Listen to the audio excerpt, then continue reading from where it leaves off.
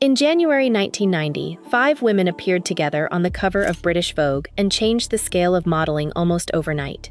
Cindy Crawford, Linda Evangelista, Naomi Campbell, Christy Turlington, and Tatjana Petitz soon moved beyond magazines into music videos, television, advertising, and runway finales that drew celebrity-level attention.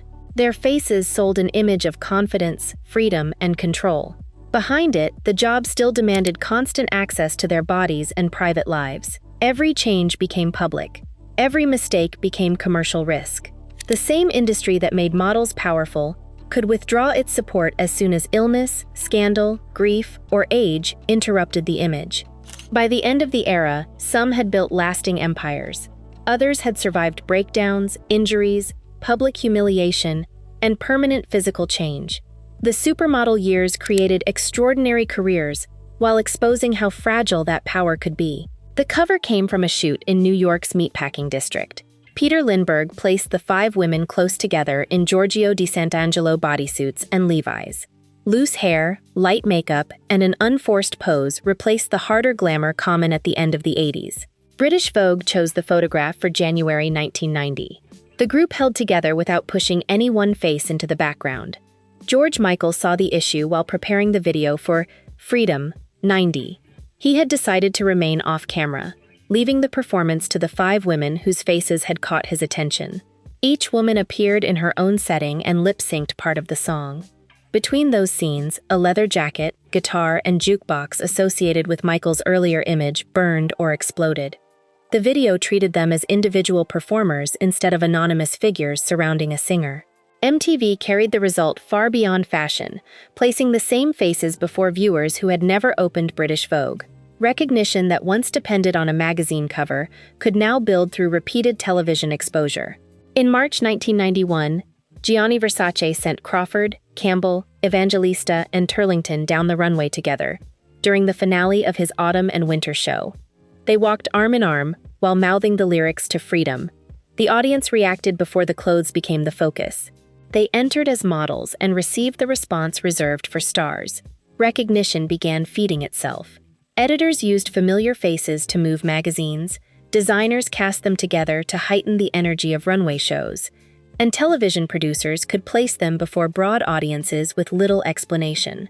In 1990, Oprah Winfrey brought Campbell, Evangelista, and Iman onto a televised modeling contest as judges. The press answered with labels such as the Big Five and Big Six.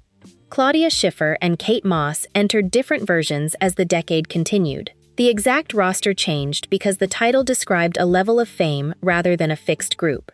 That success brought contracts and opportunities beyond the runway, along with greater scrutiny. A haircut could affect bookings, and a relationship could become tabloid material. The January cover captured 5 women in command. The years ahead would test how much control survived once the audience demanded access beyond the image. Cindy Crawford used television to turn visibility into familiarity. She already had runway work, magazine covers, and a Revlon contract when she began hosting MTV's House of Style in 1989. The program let her interview designers, visit studios, and guide viewers through fashion in her own voice. That weekly presence changed the way audiences received her endorsements. By 1992, Pepsi could build an entire commercial around her stepping from a sports car, walking to a vending machine, and opening a can. The scene required almost no dialogue or explanation. Crawford's arrival supplied the story. By 1994, Forbes estimated that Crawford earned about $6.5 million in a year, making her the world's highest-paid model at the time. She understood that runway careers could narrow quickly, so she expanded into television, fitness videos, licensing, skincare, and home products. Each move placed more of the business under her name. Even the mole above her lip became part of that business. Early in her career, some people encouraged her to remove it, and makeup occasionally covered it in photographs. Once recognized, it became inseparable from her image. Fans copied it, and advertisers kept it visible. A detail once treated as a problem became one of the most valuable parts of her face. The ease surrounding Crawford's image hid the routine required to maintain it. Modeling meant early call times, long fittings, repeated poses, uncomfortable clothes, and hours of waiting before a few minutes in front of the camera. Travel disrupted sleep, meals, and any sense of a normal week. The models still had to arrive composed and physically ready, since tiredness could become visible in a photograph and affect the next booking. The finished advertisement removed that preparation. Viewers received confidence, health, and an all-American beauty that appeared to exist without effort. Crawford's reach created a standard she had to meet. Every sign of age or change invited comparison with the Pepsi commercial. She answered that pressure by building businesses that kept her name valuable after individual contracts ended. Most models had no such cushion. Their income depended on being chosen again when fashion moved toward someone new. Linda Evangelista understood the same system from another angle. Crawford expanded the value of her name across industries. Evangelista concentrated on the price of her time and the power of transformation. An October 1990 Vogue profile followed Evangelista and Christy Turlington at the height of their careers. Inside the article came the line that followed Evangelista for decades. She said the two friends had a rule against waking up for less than $10,000 a day. The line spread as proof of supermodel excess, though it described a genuine change in the market. Major clients were competing for a small group of faces, and Evangelista placed a price on the demand she helped create. Her bluntness drew attention because models were still expected to accept success quietly, even when companies built campaigns around their names. Her career had already shown how unstable the market could be. When she cut her hair short, several clients canceled bookings because the change no longer matched the image they had hired. Photographers soon embraced the new look, and the haircut helped turn Evangelista into fashion's great chameleon. She shifted between hair colors, severe tailoring, dramatic couture, and changing beauty styles while remaining immediately recognizable. That range became her product. Clients hired Evangelista because she could transform without losing the identity that made each change valuable. The work demanded control over expression, posture, hair, weight, and timing, while editors, designers, agencies, and advertisers decided which version remained desirable. Turlington built stability through beauty contracts. Evangelista made reinvention central to her career. Both understood that visibility had an uncertain clock and treated modeling as a business. Evangelista had turned an unstable market into an advantage. A haircut that first cost her work became part of the identity clients wanted, and each new version strengthened her reputation for transformation. Her power depended on staying recognizable while refusing to remain visually fixed. That balance defined one side of the supermodel era. The next major shift came from a teenager whose appeal rested on looking less controlled, less polished, and far removed from the commanding glamour Evangelista could produce on demand. Kate Moss arrived as fashion's polished, athletic ideal began to loosen. Scouted as a teenager, she brought a smaller frame and a guarded presence that looked almost accidental on camera. Corinne Day emphasized that quality through light makeup and ordinary rooms. Calvin Klein carried it into advertising, presenting Moss as young, exposed, and far removed from the commanding glamour associated with the decade's first supermodels. Her body soon became part of a larger argument. Critics called her dangerously thin. Newspapers used the word waif. Grunge had changed music and street style, and magazines followed with stripped-back sets, pale light, and expressions that suggested exhaustion. By the middle of the decade, heroin chic had become the phrase attached to that mood. Moss became the face linked to the look, even though photographers, editors, designers, and advertisers built it around her. Audiences recognized her, so her body carried the debate. The debate intensified in 1997 after the death of photographer Davide Sorrenti, whose work had been connected to the same aesthetic. Soon afterward, President Bill Clinton condemned fashion imagery that appeared to glamorize heroin use. He warned that addiction should never become a tool for selling clothes. A style that had circulated inside magazines suddenly faced political scrutiny. Fashion had made that ambiguity profitable. Moss offered beauty that looked less finished and more private. A photograph could suggest fragility without revealing something definite about her health or emotional life. That uncertainty strengthened the image and encouraged strangers to treat her body as evidence for their conclusions. The label faded as criticism grew, yet the pressure around size remained. Runway samples stayed extremely small, and young models continued competing for clothes made before anyone knew who would wear them. Campaigns changed their lighting and references. The measurements behind casting changed more slowly. Moss kept working because she could move between luxury, street style, beauty, and rebellion without becoming trapped in one category. Her guarded quality made her adaptable. It also shaped the way newspapers approached her later. By the time A Private Night became front-page news, the press already had a version of Kate Moss it knew how to sell. In September 2005, the Daily Mirror published hidden camera photographs taken inside a recording studio in West London. The images appeared to show Moss using cocaine. The story spread through British tabloids and international news almost immediately. H&M cancelled a planned campaign. Burberry ended its relationship with her, and Chanel allowed its contract to expire. Other companies began reviewing their deals. Moss apologized to the people she had disappointed and entered treatment outside Britain. Her statement accepted responsibility for her behavior, without confirming every allegation attached to the photographs. Police interviewed her after she returned. Prosecutors later closed the case because the images could not identify the substance clearly enough to support a criminal charge. She received no conviction.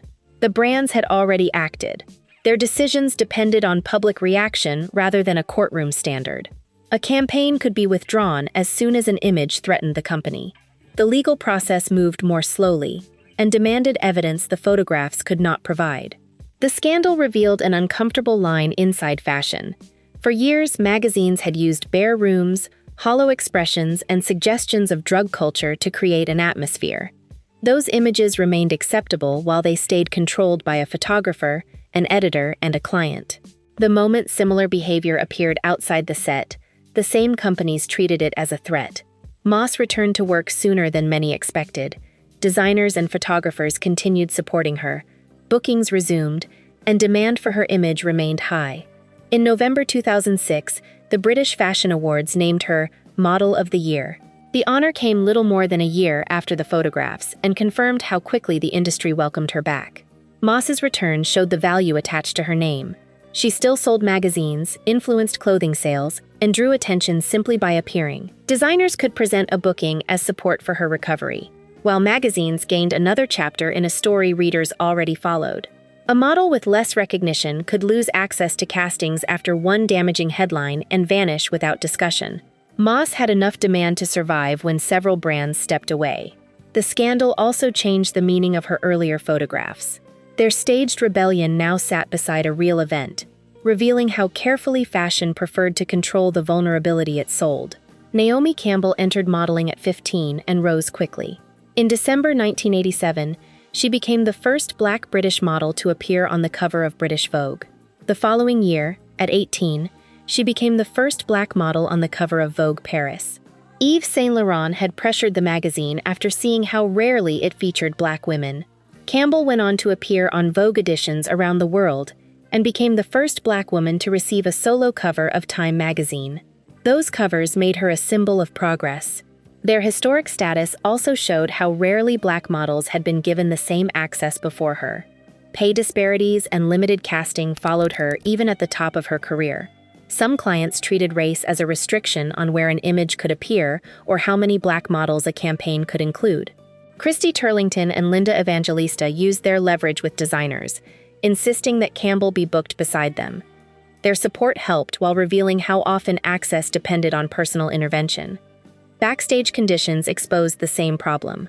Hair and makeup teams sometimes arrived without suitable products or experience for darker skin and textured hair. A model could headline the show and still sit in a chair prepared for someone else.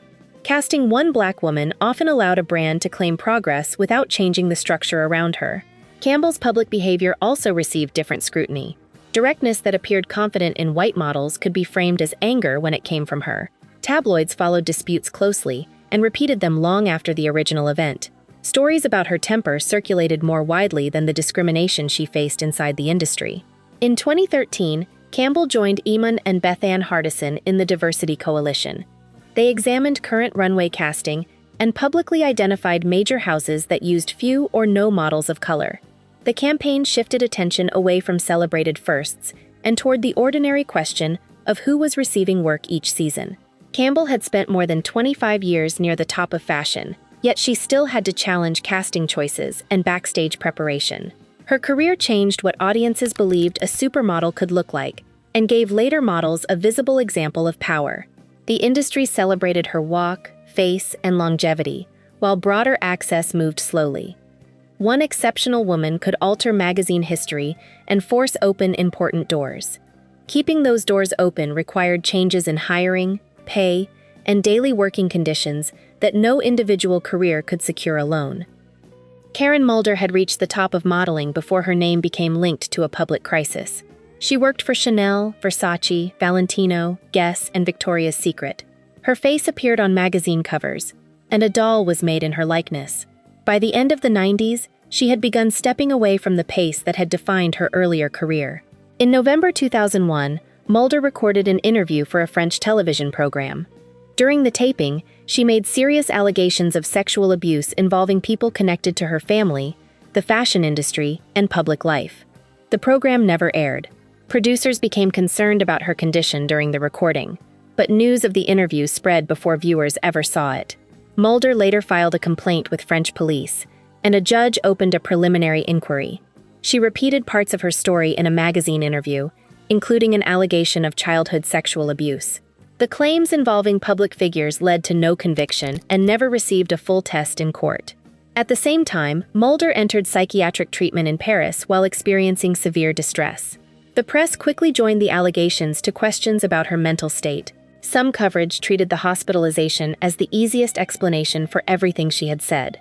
Her need for care became part of the story, and then a reason for readers to dismiss the rest of it. Mulder later withdrew accusations involving several named figures and apologized for parts of the interview. She continued speaking about childhood abuse, leaving some claims retracted and another part of her account unchanged. In December 2002, a second medical crisis returned her name to newspapers. Early stories described a medication overdose and a coma. Her parents challenged those details and said she entered a clinic after experiencing hallucinations. The conflicting accounts became another public argument around a woman already receiving psychiatric care. Mulder withdrew from public life after that period. Fashion had once placed her face everywhere, yet the industry offered little space for a story involving trauma, psychiatric care, changing statements, and powerful names. The public encountered the interview through summaries because the original program never aired, then received conflicting reports about her later medical crisis. The surviving record supports only a limited sequence. Mulder made allegations, a preliminary inquiry opened, no conviction followed, and she later revised parts of what she had said. Leaving the uncertainty intact is more accurate than turning her crisis into proof for either side. That gap allowed the most dramatic interpretations to dominate, while the quieter facts about the inquiry, retractions, treatment, and conflicting reports received less sustained attention. Nikki Taylor entered modeling before most teenagers had decided what they wanted to do. She signed with an agency at 13, appeared on the cover of 17 at 14, and reached American Vogue at 15. By 16, she had already become a millionaire. Her bright, healthy image moved easily between high fashion and mainstream advertising. Her younger sister Chrissy followed her into modeling while still in high school. They appeared together in magazines and shared an understanding of a profession that had entered both of their lives unusually early. On July 2, 1995, Chrissy died suddenly at 17. Nikki found her unresponsive at the family home in Florida. Early explanations focused on asthma. A later medical review identified arrhythmogenic right ventricular dysplasia, a rare heart disorder that can remain hidden until a fatal rhythm begins. Nikki was 20. Taylor continued working after the loss. In May 1996, she appeared on 6 major American magazine covers during the same month: Vogue, Allure, Elle, Self, Shape, and Marie Claire. Entertainment Weekly called the achievement the Nikki Six. 6 billboards featuring her also appeared in Times Square during another period of her early career. The milestones happened separately. 6 years later, in April 2001, Taylor was riding in the passenger seat of a car driven by a longtime friend in Atlanta. The driver looked away when his phone rang and lost control. The car struck a utility pole. Taylor wore a seatbelt, but the impact caused severe internal injuries. Doctors treated damage to her liver, lungs, and digestive system through repeated operations and a long hospital stay. At the accident, she was 26, raising twin boys, and over a decade into her career. The crash belonged to another stage of her life than the teenage rise that made her famous. Recovery took years and unfolded far from the pace of her earlier career. Taylor had to rebuild strength after repeated operations and adjust to a body carrying the effects of severe internal injuries. Returning to work involved more than appearing in front of a camera again. She had to recover enough stamina for travel, preparation, and the physical demands of a shoot while raising her sons and living with the uncertainty left by the crash. Her eventual return to modeling and television came gradually, after the industry and the public had already moved on to newer faces. Neither Chrissy's heart condition nor the accident came from fashion. The industry shaped the image through which the public understood them. It had sold Taylor as effortless health from adolescence, then followed her grief and recovery in magazines that had built that image. The familiar smile remained, while the life behind it grew far more complicated. By the middle of the 2010s, Linda Evangelista had largely disappeared from public work. The absence drew attention because constant reinvention had once been central to her career. In 2021, she explained that a cosmetic body contouring treatment had caused paradoxical adipose hyperplasia, known as PAH. Cool sculpting uses controlled cooling to reduce fat in selected areas. PAH is a rare known complication in which tissue in the treated area enlarges instead. It can appear months later and may require surgery. Evangelista underwent several sessions beginning in 2015 and later had corrective procedures. She said the condition changed her appearance and left her depressed, isolated, and unable to work as she had before. In 2021, she sued Zeltic Aesthetics in federal court and sought $50 million in damages. Her complaint said she had received inadequate warning about PAH and lost income after the complication. The company disputed liability. In July 2022, both sides dismissed the case with prejudice after reaching a settlement. The terms remained private, and the court made no finding of fault. Evangelista returned to professional photographs and public events, though she continued speaking about the difficulty of seeing her body after the procedure. Her experience carried particular weight because transformation had once defined her career. Hair, makeup, and styling allowed her to become someone different for each assignment. PAH brought a change she had never chosen and could not leave behind when the shoot ended. The case sharpened questions about aging in a profession built around appearance. Cool sculpting reached consumers far beyond fashion, but Evangelista's fame made the complication visible. Years of body scrutiny intensified the shame and loss she described. Questions about care extended beyond established stars. Ruslana Korshunova entered international fashion in the mid-2000s and worked for major designers while still young. Newspapers called her the Russian Rapunzel because of her long hair. In June 2008, she died in New York at 20. The medical examiner ruled her death a suicide. No single verified cause explains her decision. Korshunova belonged to a later generation, but the conditions surrounding her career had deep roots. Young models traveled internationally, depended heavily on agencies, lived in temporary apartments, and spent long stretches away from family. Her death brought grief, speculation, and another burst of questions about what support existed behind the finished photographs. By then, official bodies had begun examining model health more directly. The British Fashion Council created the Model Health Inquiry in 2007, amid concern about underweight models and deaths connected to eating disorders. Its final report described a mostly young, international workforce with little independent voice. It called for health education, stronger representation, better working conditions, and medical certificates for models appearing at London Fashion Week. Some changes followed. London kept models under 16 from its main catwalks and improved backstage standards, including access to food and private changing areas. The proposed certificate system faced resistance and never became the broad safeguard imagined by the inquiry. Later initiatives introduced mentoring, clearer rules for minors, scheduled breaks, and workplace codes aimed at reducing abuse. The reforms arrived after the supermodel era had already shaped fashion's treatment of youth, beauty, and risk. Some rules improved conditions. Models under 16 were kept from London's main catwalks. Backstage areas provided food and private changing space. And later initiatives added mentoring and limits around work for minors. These changes addressed problems that earlier generations had often managed alone. Their reach still depended on enforcement. Agencies arranged travel, housing, castings, and payment, while clients controlled schedules and access to work. A code could recommend breaks or safer conditions without giving a young model much power to challenge the people booking her. Korshunova's death cannot be reduced to that system, and Evangelista's complication came from a medical procedure beyond the runway. Their stories reveal different gaps in care. A face could be known around the world, while the support behind it remained private, inconsistent, or absent when health and employment began to change. The January 1990 Vogue cover promised a new kind of model. The women in the frame had distinct faces and visible personalities. They moved through music, television, advertising, and fashion without fading into the background. Crawford built businesses from her name.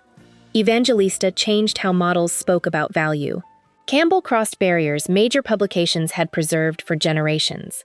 Moss became inseparable from the culture her image helped define.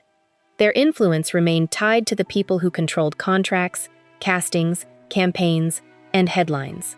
Crawford could turn recognition into ownership, while most models still depended on the next booking.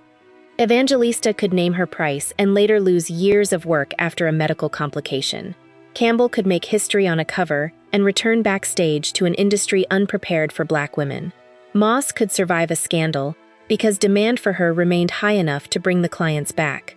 Other stories offered no clean conclusion. Karen Mulder's allegations remained unresolved as her psychiatric crisis became part of the public judgment around them.